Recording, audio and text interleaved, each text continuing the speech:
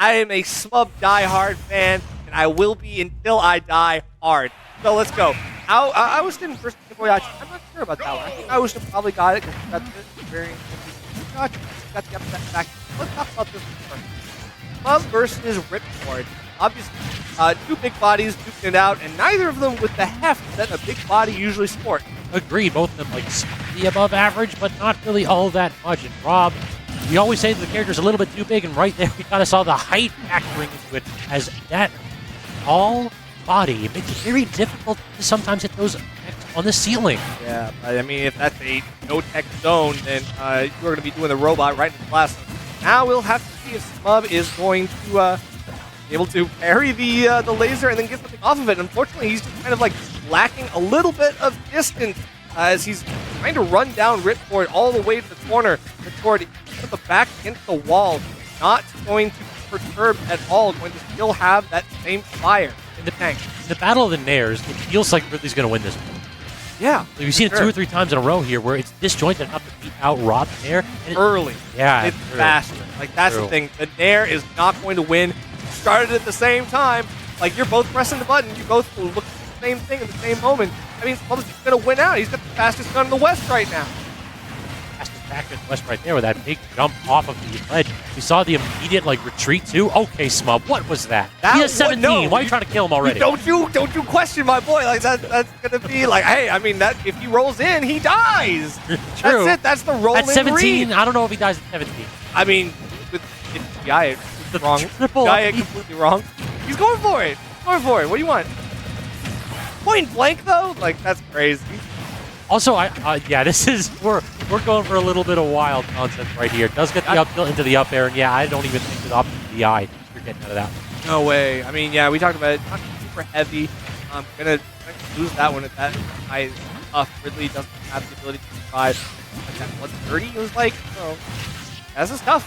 2-1 lead, low percent, no rage. So you have that again. Anything you can do, I can do better. One Nair deserves another in this situation.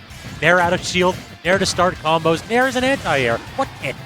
I mean, typically, I guess the only thing it can't. Yeah, the only thing it can't do is kill. But that's why we have everything else, including the forward air and higher recovery. Ripcord loves going for that high recovery. It's the thing that Rob loves to do. Perhaps that'll help out here, but I still do feel like on reaction with tech chases, you're not going to be able to cover the whole thing, but you can certainly react and fire off some kind of quicker option like a neutral air. Right. Okay, so now we've got taking it to Hollow Bastion. This is a low ceiling stage, so I would be very careful about how I approach the anti-air situation when I'm going against Smub, because he's going to be able to get a lot of kills off up smash if we're not careful, and the containability on things like up tilt are going to be very dangerous as we're covering the platform. Still, Ripcord doing the right thing about creating space, catches Smub with a trip, and now it was the roll in on Get Up that he was able to punch with an air. And trying to use those projectiles to whittle down Smub's shield. Certainly it did work out, but not able to really get much percent out of it. It feels like that's the problem. You can go ahead and get every now and then a gyro on shield or a laser on shield, but what do you actually make out of it? Has to air dodge there, no more fuel, so we are toast 100%. Smub has more than enough hitboxes to cover that air dodge back. Yeah, and now we have to do something here to cover the ledge. Smub doing as much as he can to give himself the insurance necessary to force Ripcord to step back well enough from the ledge to avoid getting hit by that downward angled up. Even all these backers on shield not going to be safe enough. Smub finds the punish here and there, but that will definitely not do it. Yeah, it didn't go for the up tilt, so it didn't actually start off as high, but the gyro shot off stage does. Catching Smub breaking tumble a little bit errantly. Great punish right there from Ripcord. Okay, yep, raiding the Nairs. Here we are again, but this time coming out on top is Ripcord. He still gets caught in that height by the Space Pirate Rush, and all of a sudden, Smub can force another one here on ledge, doing all of this damage, dragging him all the way to the other side. A little bit of pressure here with the Plasma Breath, but not enough to really make something. We just have another edge guard set up. Forward tilt not going to connect right there, and is able to land and get a little bit of this fuel back, so an opportunity to respond on Ripcord's side. Ooh. But neutral air actually not going to connect right there, but finally the parry forward tilt certainly will set up another edge trap situation, but a little bit of a gyro assisted option calling out the spot dodge, so it doesn't even seem to matter there, as Smub just had the extra page in that book, has the read necessary to get that kill. Okay, so down tilt into our back air. Ripcord trying to swing a little bit for the fences, but you have to trying to get the kill on a big body like Smub. Trying to do something, but Smub's spacing has been so good. The fading there, the throwing of the gyro. He's just standing just outside of Ripcord's threat distance. I'm trying my best not to give you stuff for a threat distance. Yeah. You got a little bit of the southerner accent right out there. True. So now trying to recover, gets a Space Pirate Rush into the missed tech, but great aggressive up air, and that's something that I really respect out of Ripcord. Ripcord has been aggressive at a disadvantage. Yeah, you got to be at this point because you're not given a whole lot of advantage states. You got to make sure that when you have those shots, you got to make them count. So we parry another one of the theirs. Parry's going to be really important for Smub to continue to put pressure on against Ripcord's own attempt at pressure. Neutral yet again called the roll, and then the sliding forward tilt. I'm taking that option.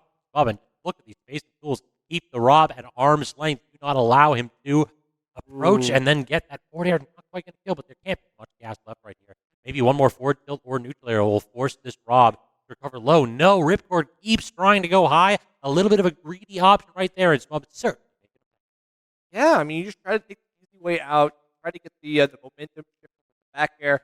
Go super high. And then maybe force Smub to go high. Try to get there.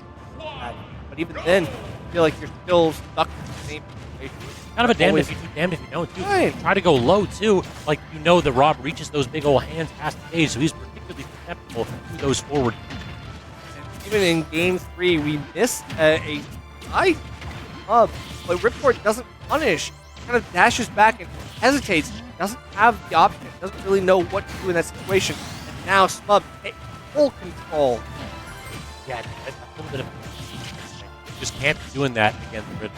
You have to make sure that your one hit converts to it's not a stock max damage. Because otherwise, you just lose all your resources, get carried off stage, get susceptible to these resets. Standard get up, he's got the air for it. You try to reproach, he's got the air for it. Now he's got the fares as well. Smub is ready with all of these. He got like four fares in that single edge guard. Ripcord getting caught by all of them. A lot of damage becoming untenable very quickly. Smub continues to but he falls a little bit short. I thought that maybe he was going to put a big bag in the hands and play back. Probably. Yeah, I was thinking the exact same thing right there, but I mentioned it before that it feels as though Ridley's drift after the up is really awful. Oh no, speaking of awful, missing that tech, that is not a situation you can find yourself in easily. Forward tilt again, resetting the spot, but Rob does not have a ton of fuel left, and it intercepted once more. Yeah, is that it? Yeah, okay. I guess maybe ran out of fuel there. Yeah.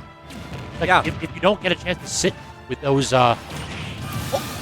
Okay, so we finally disjoint perfectly. It's not easy that you can catch the disjoint that exists within really up smash, but something like Rob down air has the potential. When two disjoints meet, only one can survive, and right there, it's giving this Rob player and Ripcord another lease on life. How do you get that stage? It's giving. But right now, it feels like we've got this, it's like the unstoppable force of the immovable object. I'm begging you to stop standard get out. Like, it just feels as though Smub has had the timing right so many times in a row. Like, just try something else. Gyro, yep, it connects. Get another potential nair, but this time out by the up. And he was again calling out the standard get up with side B one more time. Did manage to whiff, but no punish, so again gets the parry into the forward tilt. How much fuel do we actually have left? I feel like we have to go low here. He doesn't get too framed, but it's the third F tilt that is indeed the charm. And Smub breaks away 3-0 over.